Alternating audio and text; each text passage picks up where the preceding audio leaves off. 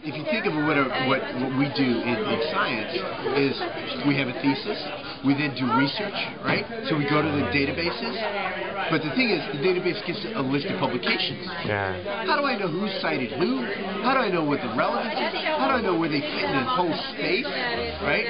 So that's the kind of thing that I think, I've been looking at a lot of tools that allow you to do that kind of stuff. Yeah. So I see it's a mixture of, one, how do we find things, right? And so I think things like Google, and I'm already starting to see little chinks in the Google armor of search. It's very linear, very flat, very like 10 links only. So I'm seeing little tools showing up that are changing that. Then the second layer is like the navigation. How do we navigate all the data? Like if you look at a Google search or better yet, like a blog post, more than 5 comments you can't follow because it's back to the writer.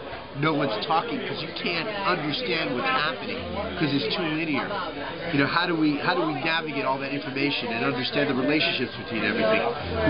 Whereas at the same time, in terms of UI, how do we not alienate people by like having some funky UI? And then after that is our next step as a researcher is to recombine that data, right? So we want to say, okay, I want to get this finding, and then contribute my finding to that, put it together into a new thesis, a new concept, right?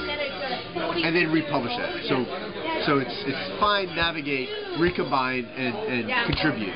And I think if you think about it, that's like what we do every day when we blog, and what we do every day when we're publishing stuff.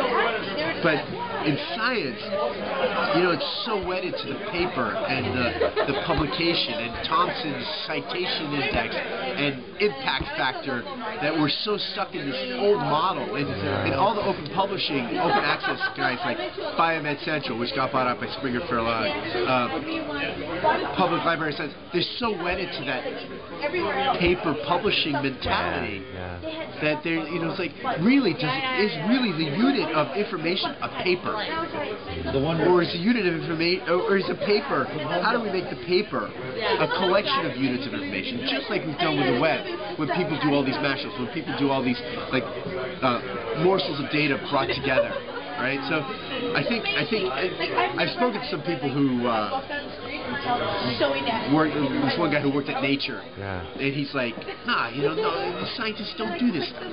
They do the same old goddamn thing all the time. So so that's what I'm going to talk about. Now they want me to talk about how to put mobile into that. I'm like, that's not the point.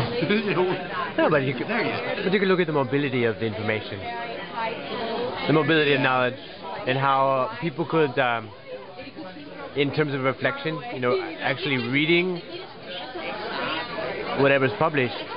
Yeah, I mean, for me, stuff on mobile is more about the creation part.